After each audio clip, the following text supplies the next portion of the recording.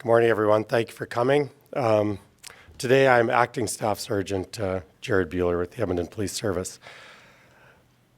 This morning, I'll be addressing the murder of Mohammed Fofana and Maya Abielmuna, who were murdered on March 7th, 2023, as well as Usama Ibrahinadan, who was murdered on March 15th, 2023, and the links that we now believe exist between these investigations. On March 7th, 2023, at approximately 7:30 p.m., Mohammed Fofana, age 20, and Maya Abielmuna, age 21, were repeatedly shot in their vehicle at 132A Avenue and 66th Street. Both died on scene of multiple gunshot injuries. Just prior to their murder, the couple were involved in a minor motor vehicle collision and were waiting with the other party involved in the collision for police to respond. Fofana and Abielmuna's murder are believed to have been targeted. A suspect has been described by witnesses as last seen running east from the scene across 66th Street. The other party on scene, a family with an infant child, was uninjured. On the morning of March 15th, 2023, just after 6:15 a.m., Usama Ibrahinadan was repeatedly shot when he was ambushed outside his residence while preparing to leave for work as a security guard. Ibrahinadan died on scene. The cause of his death is multiple gunshot injuries. While targeted, he is believed to have been mistaken for a close friend of Mohammed Fofana, who resides in the same building. It is believed the murders of Fofana, Abielmuna, and Ibrahinadan are related to part of an ongoing conflict involving retaliatory violence between Edmonton-based groups. There remains significant concern for future violence. The firearms used in both these shootings have not been recovered. Today we are releasing surveillance video obtained of the Ibrahinadan murder. The video depicts three individuals who are of interest to this investigation, one of whom is Usama Ibrahinadan's killer. We are releasing this video to assist to identify these three persons and believe the friends and family of these individuals or members of the community at large will be able to identify them based on their distinctive clothing, personal carriage, and gait, as is depicted in the video and images that you've been provided. Person number 3 in the red track pants. This male is of smaller stature. He walks with a noticeable right leg limp and was wearing a black fur-trimmed parka, red Adidas brand track pants, and retro Air Jordan 4 sneakers. Person number 2 in blue is a taller, slender, black male who is wearing a distinctive blue Jeune Studios brand sweatpants with a dark vest worn over a blue hoodie, which is believed likely to be the matching Jeune Studios hoodie. This outfit, an exact copy of this outfit is displayed here to my right. This sweatsuit is a product local to Edmonton. It was produced and sold in December of 22 in limited quantities online and at one Edmonton location. Again, the identical sweatsuit pairing provided by a retailer is displayed here. Person number 1 in black is Usama Ibrahinadan's shooter. He is a black male of medium build wearing what is believed to be a black Hugo brand tracksuit with distinctive two-tone gray striping. The tracksuit is a designer label only sold in 2 Edmonton locations in 2021. The shooter's shoes are also believed to be a relatively rare Adidas Yeezy Bed JW Ford designer sneaker, which is only sold online and in select specialty stores. You've been provided pictures of those sneakers. To person number 2 and 3 in blue and red. You did not shoot Usama Ibrahinadan. Your role and jeopardy in this murder remains subject to inquiry. We urge you to identify yourself to this investigation You're uniquely positioned to identify Usama Ibrahinadan's killer. You'll be treated fairly. It's never too late to do the right thing. To others, if you recognize these individuals or have any information concerning the homicides of Usama Ibrahinadan or the homicides of Mohammed Fofana and Maya Abil Muna, please contact the Edmonton Police Service immediately.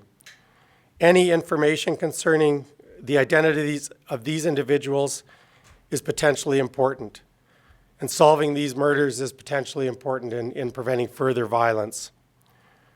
All these individuals should be considered armed and dangerous. So I'll qualify the video by saying this video is not all taken at the same time. I'm not going to speak to the timing of these shots, but it's a compilation. That's as much as I'm willing to say. And I've already said that the male in blue and the male in red were not present at the time of the shooting. I'm not saying that they weren't in the area, but they weren't directly at the scene.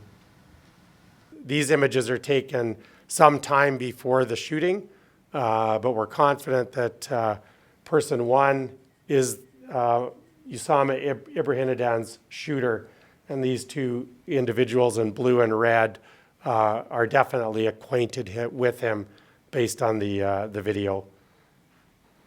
And this particular location is just to the north of Ibrahinadan's building. So you'll notice the right leg limp. This is the shooter alone sometime later, prior to the shooting.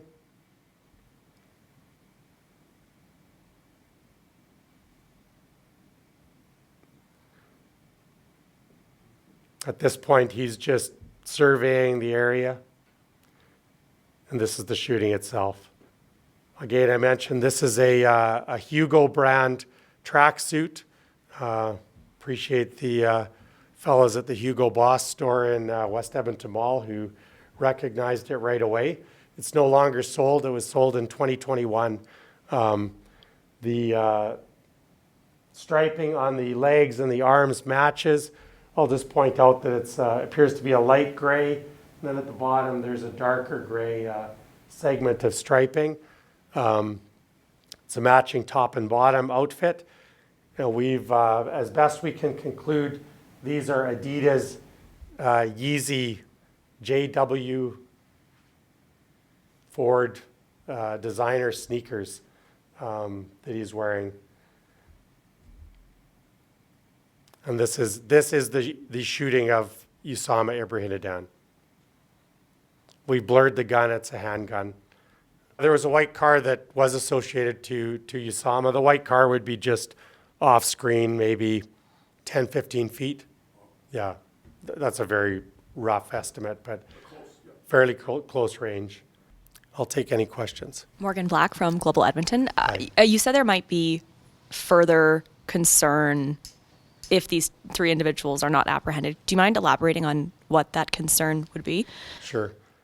Our investigation has concluded that, again, like I said, this is part of a ongoing conflict between two groups. And we believe that will continue. As I mentioned, Usama Ibrahinadan is believed to be a mistaken target. So the person that was being targeted, they weren't successful. And information obtained through the investigation indicates that this is far from over at this point. Is there indication this is related to gang violence?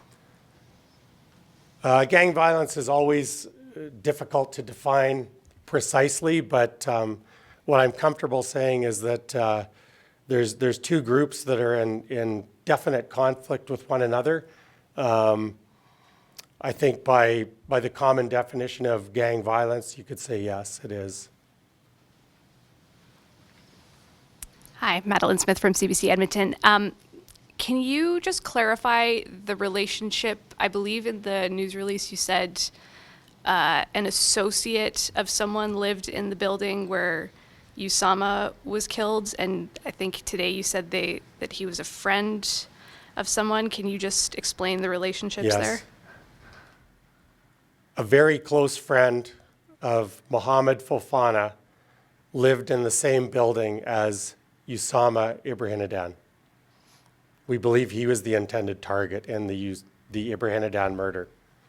Can you explain why you believe that person was the intended target and the person who was killed was a case of mistaken identity?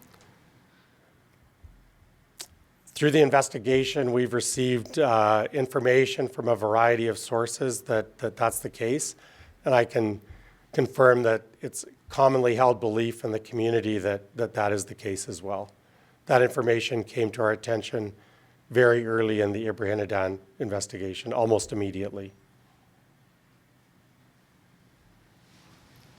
Anna Juncker, Edmonton Journal. Is there any indication at this time that the shooter that we've seen on the screen here is the same shooter involved in the deaths of the two people found in the vehicle? I can't say that with any certainty at all. Obviously, it's a possibility, but the evidence that we have at this point is not specific enough to say that at all. I can say with confidence that the male in black depicted here is Usama Ibrahinadan's shooter. The male in blue and the male in red were not present at the time of the shooting, but they most certainly know the shooter. And the intended target of that shooting, have you spoken to him? Like, does he know that he was a target? I'm not going to discuss that aspect of the investigation. Yeah, of course. I noticed in the news release, it kind of goes off the previous question. It says he lived in the building. Is that still his permanent residence? Are you able to say? He's no longer living in the building. And have you spoken to the designers of June Studios in Edmonton? I'm not going to discuss that specifically, other than to thank the retailer for providing us with this. I believe it's the last copy of this sweatsuit, so appreciate that assistance.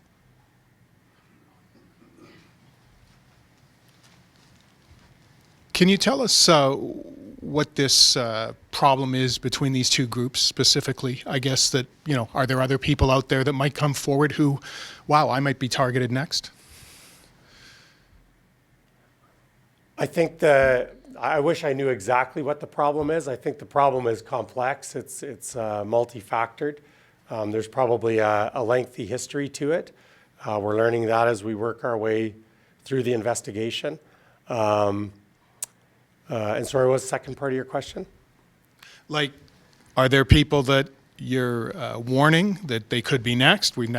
We've talked to a lot of people. It's been part of our investigation is to talk to anyone that we can identify that's been historically associated to these individuals. What we know, we're trying to identify kind of what the social network is of these people. That's a bit complicated. We've received varying levels of cooperation out of those inquiries. But we're starting to understand the social dynamics a bit better. It's complicated.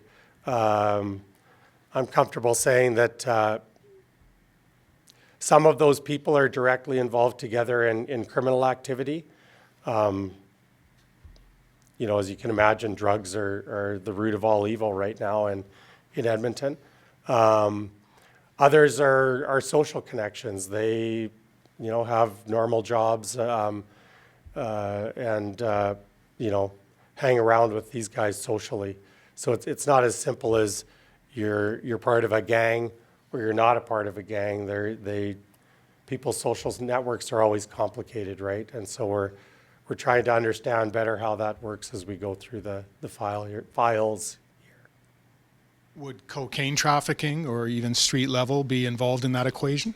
I think it's safe to say that the drugs are part of the ongoing gang problem, whether it's these individuals or any other group. That's the commodity that fuels the business. Sorry if I missed it. So the victims, were they known to police? I'm not speaking the victims. The victims.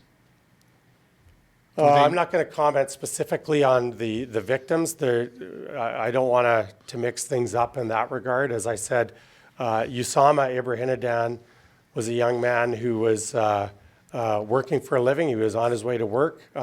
We believe he's a mistaken target. Go ahead. Sorry. So the victim, the person that you believe the shooter was trying to target, and not the innocent, was there a link there that you believe in the drug trade? I guess, is that part of this dispute? I think you've answered that. I believe so. Yes. Yeah. Is that the main dispute? What the exact nature of this dispute is at this point is still subject to our investigation. I think, generally speaking, in my experience, you might have a dispute that starts with over drugs or guns or something else, but then once you have those first few incidents of violence between groups, it just simply becomes about the conflict itself. It's just retaliatory violence, tit for tat. And after some time, people don't even remember what the initial problem is. It's really no different than a conflict in any of our lives. It's a back and forth, and it becomes irrational after a time.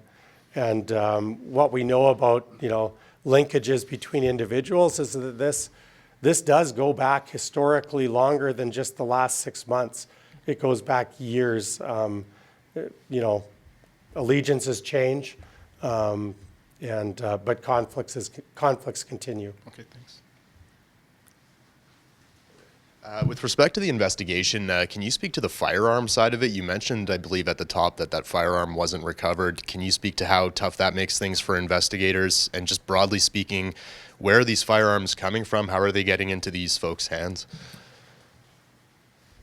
Yeah, we haven't recovered either firearm that was used in either murder. And I've spoken to this before several times, that shootings by their nature are probably the most difficult files we encounter, because they leave very little in terms of forensic evidence behind. From time to time, we do get ballistic matches, but the thing about a gun is that it itself is a commodity as well.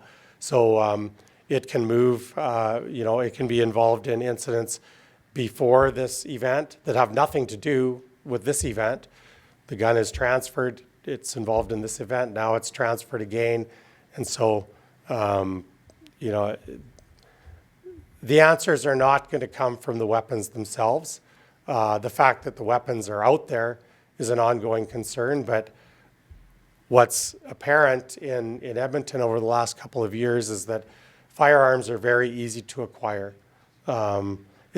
I can't think of a single case off the top of my head where a firearm used in one homicide has been recovered in another.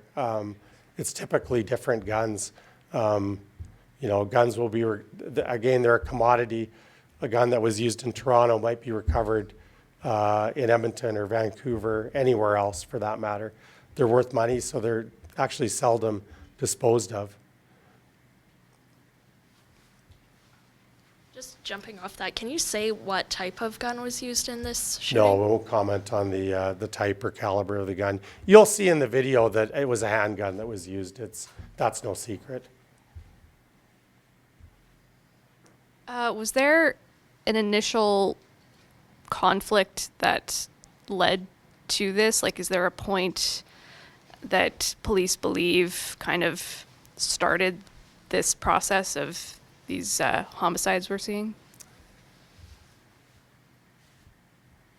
It's too early in the investigation to say. We've got some ideas, but again, it's often it's not as easy as saying it's one thing. There's usually many things, and they factor together somehow. We've got some ideas where what might have sparked this more recently, but we're not prepared to kind of discuss that at this point. Suffice to say, there have been other recent violent incidences that probably relate to these occurrences, and we're looking at all those, but we can't draw solid lines at this point between them. And I just also want to address, you said there's risk of further violence. I think for a lot of people in this city, that might sound quite concerning. How serious is that warning? You know, who should be concerned about? Yeah, well, let's be further? honest. Mohammed Fofana and Maya Habil Muna were involved in a minor collision with a family, and they were stopped at an intersection. This happens every day could happen to you or I or any family, any individual in the city. And without any warning, somebody wanted to do harm to them, came across them, and opened fire in proximity to an infant child. So, the chief spoke to this last week. He said, we have a drug and violence problem in this city, and we most certainly do. My team alone has been on 4 files in 4 weeks, which is unprecedented. And I think, I can't count on my hands right now, but I think a number of those have involved firearms. I've never seen a situation like this before. We're strained right now in our office to investigate these homicides. I just, more of a clarifying question. So the working theory is that Maya and her partner were involved in a minor collision, then they were targeted by a family, and then, No, oh, okay. No. So do you mind just the crash and, They were involved in a collision yeah. with another vehicle, who was occupied by a family. Okay, The family has nothing to do with this file at okay, all. okay. They were just happened to be involved in a collision with Maya and Mohammed. They were waiting for the police to respond to investigate the collision, which caused Fofana to be a sitting duck, for lack of a better term, okay? And whoever was looking for him found him at that intersection. Okay. And I'm not going to talk about how or why we know that, but I think we're confident that that's the dynamic that existed at the time of the shooting. And that's the way these things work. Often they're targeted, but they're crimes of opportunities. People are moving around in the city in their daily lives. They're two opposing groups who know of one another, but don't necessarily know where to find one another. So when an opportunity presents itself, they take it.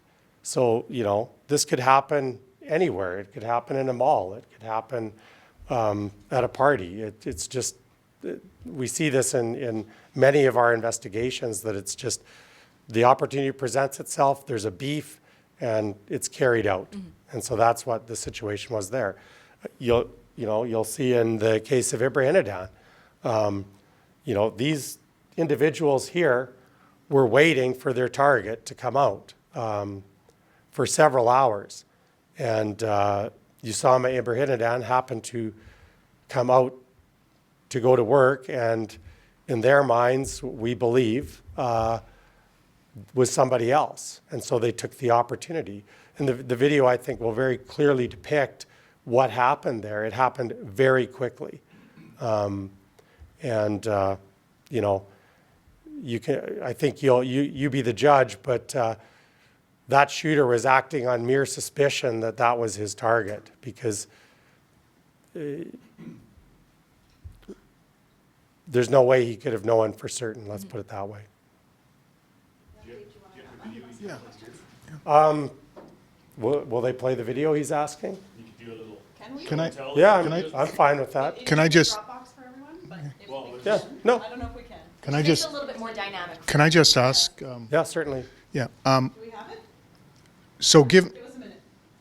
given that the tracksuit is that unique, what is standing in your way of finding out who that is?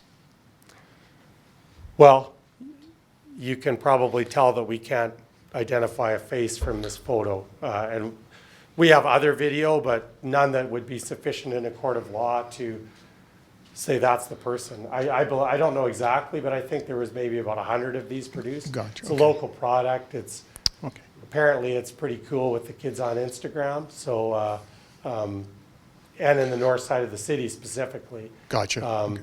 But, you know, often clothing is in my opinion, the least best identifier. How a person moves and walks to a person who knows them is a very, very good identifier. You know, I could watch my kids on video and I'd be able to tell you without seeing their faces that that is my kid or myself, right? Yeah. And so that's what we want people to focus on is how these guys move. So if that person moves like your son or your, you know, your friend, and he happens to have that sweatsuit and you've seen it in him, we want to know. Like, it might not be him for certain, but it's a starting point for us. It's somewhere to start. It's a foothold for the investigation. I was just wondering because you made such an effort to dress the. Well, you know, you think that there's probably 1 million pair of those red Adidas Yep. sweatpants. There's probably 100 of these, right? So even in Edmonton, there's probably thousands of red Adidas sweatpants, but there's probably only 100 of these. So I'll speak to before they play the video. Just come over to the mic a little bit. Yeah, I'm sorry. One of the key things that we've been looking at is person 3 there in the red Adidas sweatpants has a noticeable limp. You know, it could be from a variety of things. It could be an injury or it could be a long-term limp. But we really want to drive home that point. He's most certainly the smallest of this group. He appears to be a very slight individual. And I'm certain that someone is going to recognize this guy's walk from this video. We've been trying very hard through our own investigations to sort that out. We've ruled some people out, but we haven't ruled anyone in just yet. So thanks for coming.